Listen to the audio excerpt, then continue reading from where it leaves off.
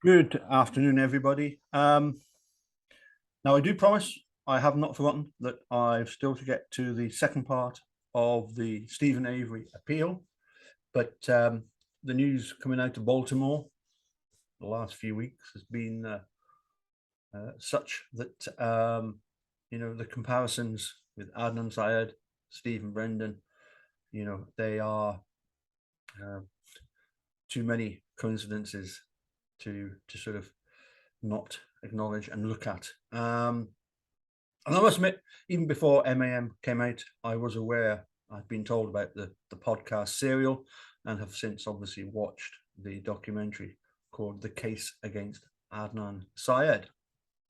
And as I say, we will get back to the Stephen Avery appeal. And I know a lot of people are divided, if you like, over the naming of Bobby Dassey as one of the main suspects.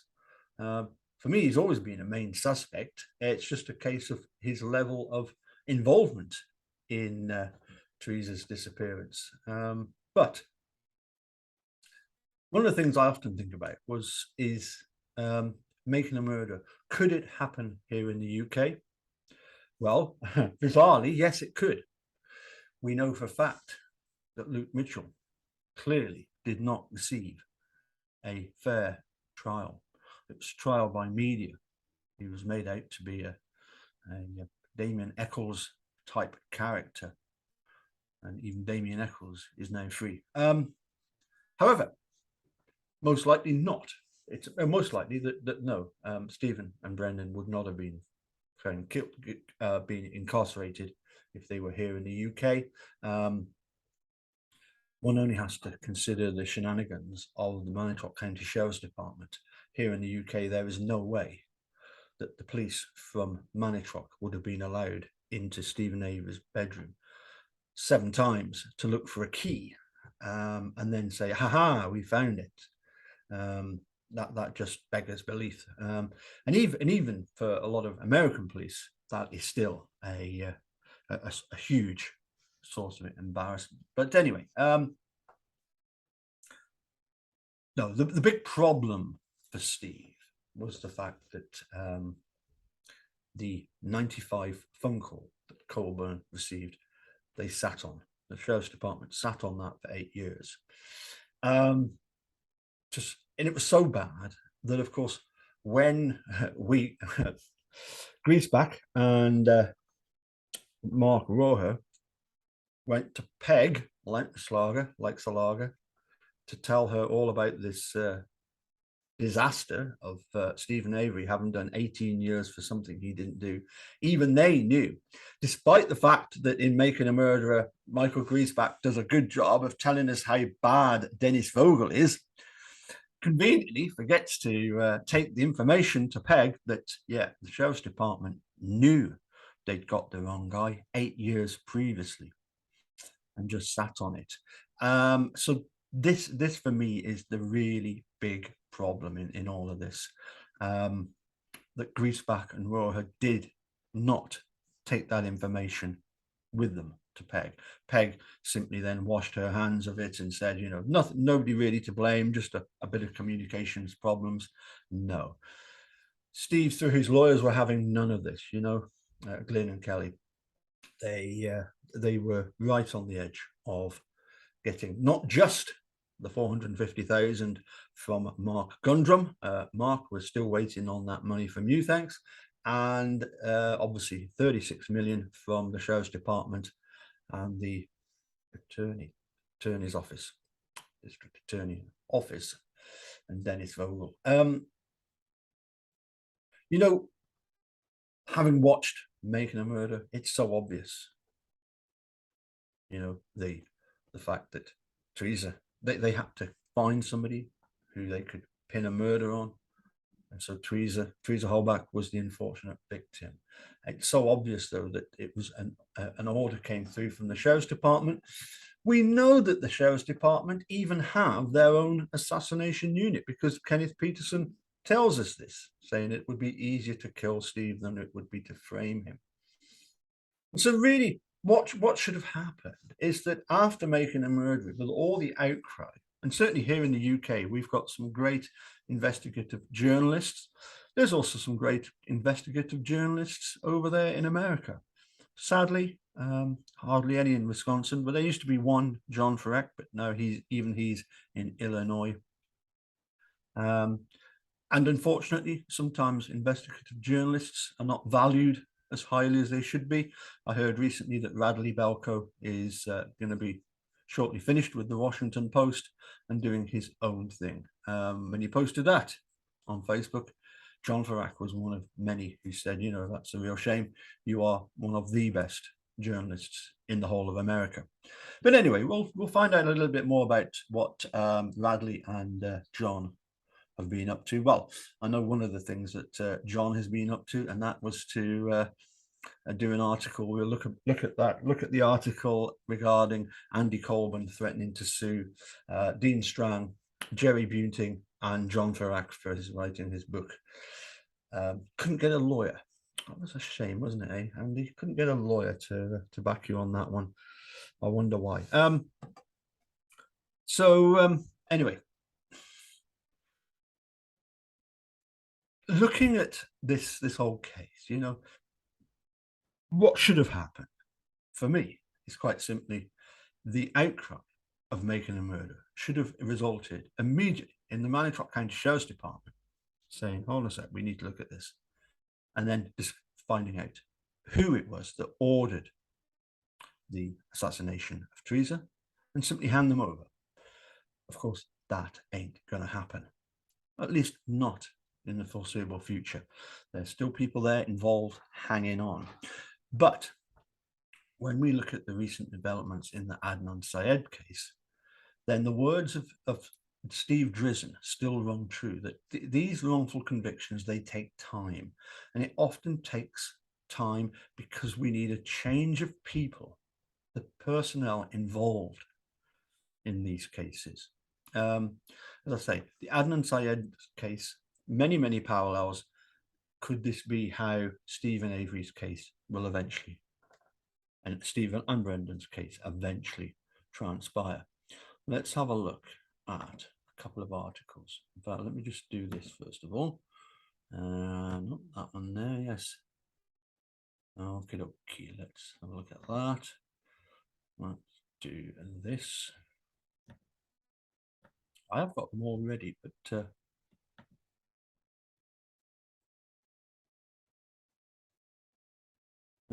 let's try that again. Okay, so it should be us now, yes. Okie dokie. Yeah, judge orders.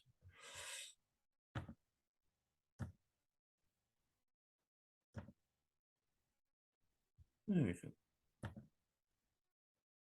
Let's share that with you.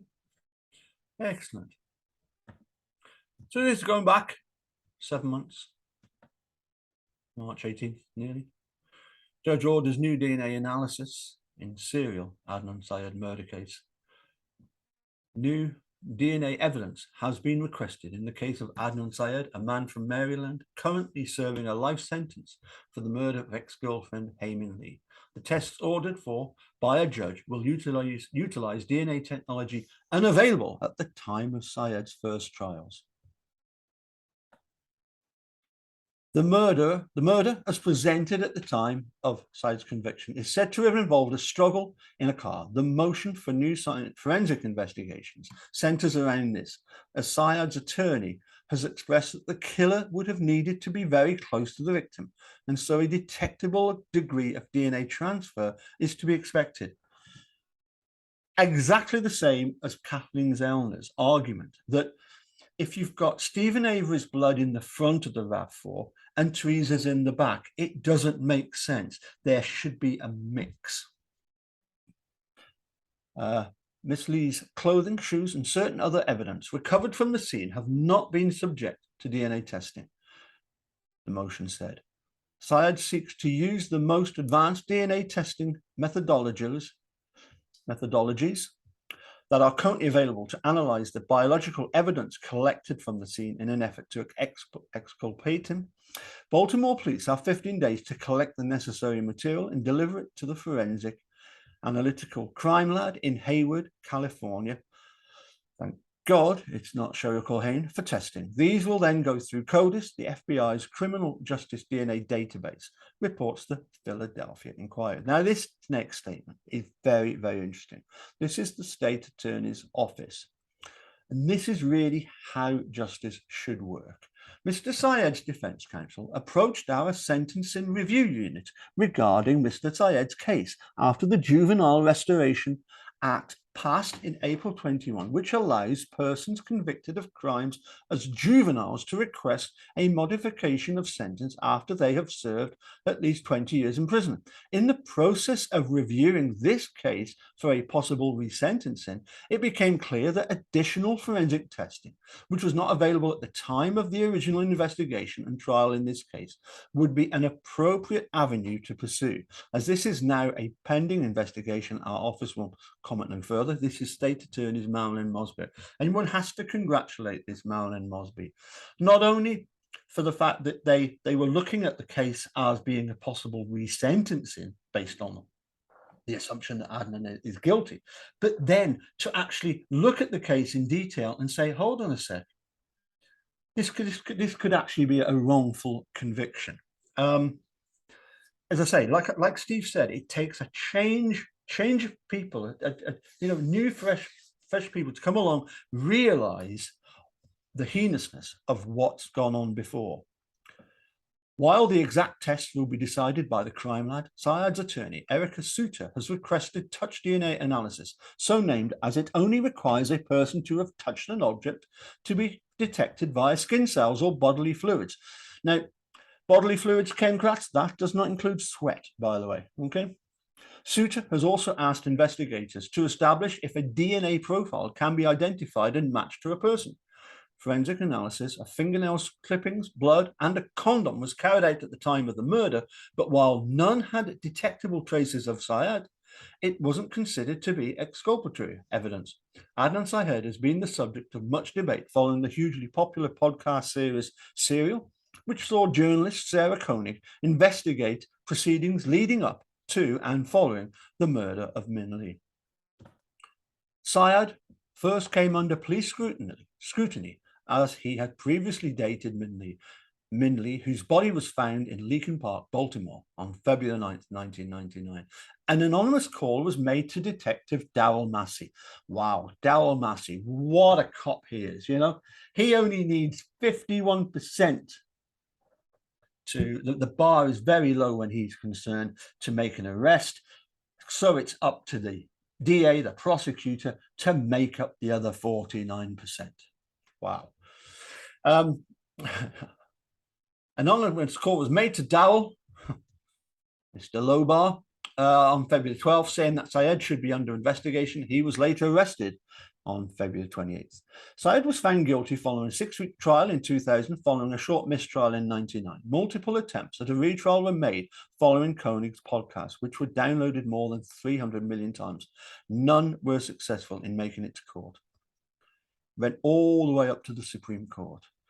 Let's have a look at the next. I'll prop that obviously in the description, that article. Let's have a look at the next article, which brings us right up to date. Let's do that. Let's do a little bit of that and click on that. And I think this is from yesterday. Prosecutors narrowing in on different suspect in killing of Hae Min Lee, sources say.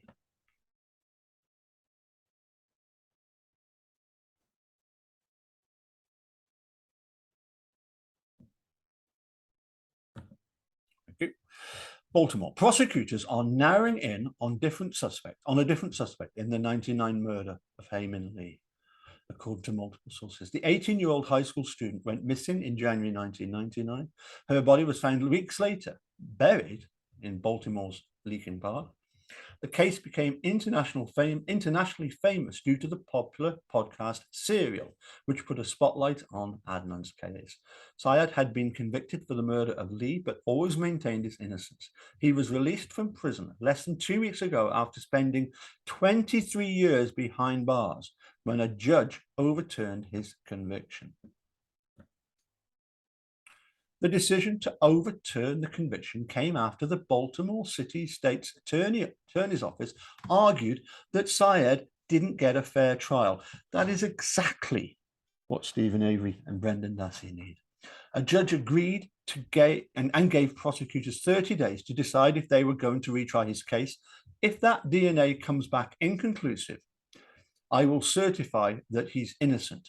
Baltimore City State's Attorney Mallory Mosby said, if it comes back to 2 alternative suspects, I will certify that he's innocent. If it comes back to Adnan Syed, the state is still in a position to proceed on the prosecution. Well, you'd have pretty good evidence.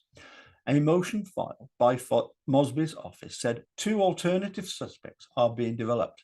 Now, sources say prosecutors may be narrowing in on one of them. What seems to be coming to light is new perspective on old suspects, says Adam Ruther, a partner at Rosenberg Martin Greenberg LLP.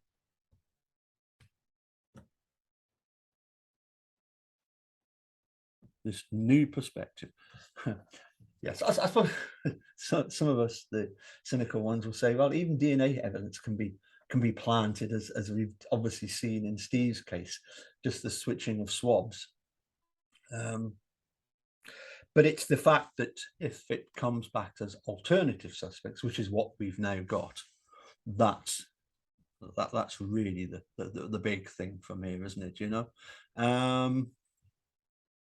Lee and Syed attended Woodlawn High School together, and the two had previously dated, but were broken up by the time she went missing. There was compelling evidence in the original case against Syed, Ruther said.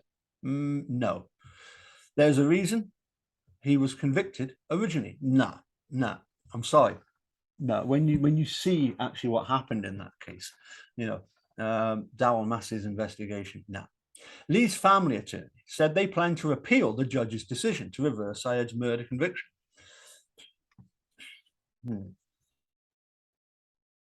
Somehow it's bizarre how these people just cannot accept the truth. I suppose because they've hated Adnan Syed and his family for so long, they would find it difficult, in the same way that people in Wisconsin, having hated Stephen Avery and Brendan Dassey ever since 2005 and March 2006, to then realize that they were duped all along, not by a documentary, but by their own legal system. They'll find that difficult. And while a different suspect could be called to answer for this murder, legal experts say there's a reason they weren't charged with it in the first place. There was a reason that those suspects were not ultimately pursued back during the original prosecution, and we'll just have to see if maybe something new has truly come to light, Ruther said. WJZ reached out to Syed's attorney, who declined to comment at this time. For now, Syed is home with his family and must wear an ankle monitor. Oh, okay. Just like Mr. Peterson. But anyway, as I said, I do apologize. I've been very, very busy with various things. One of the things is that Speedway will be finished more or less in a couple of weeks' time, completely for the season. But it's not just been the Speedway. I've been busy building stuff and sorting out stuff and starting to get busier with the gigs. So I do apologize. And sometimes you get out the habit of doing the videos, and it's a case of sometimes a bit of procrastination. Anyway, hopefully you'll see the similarities that I see between Adnan Syed and Stephen Avery and Brendan Dassey. And I do intend to, as I say, look at the second part, and would just point out that, you know, those suspects in the Adnan Syed case, they are just suspects.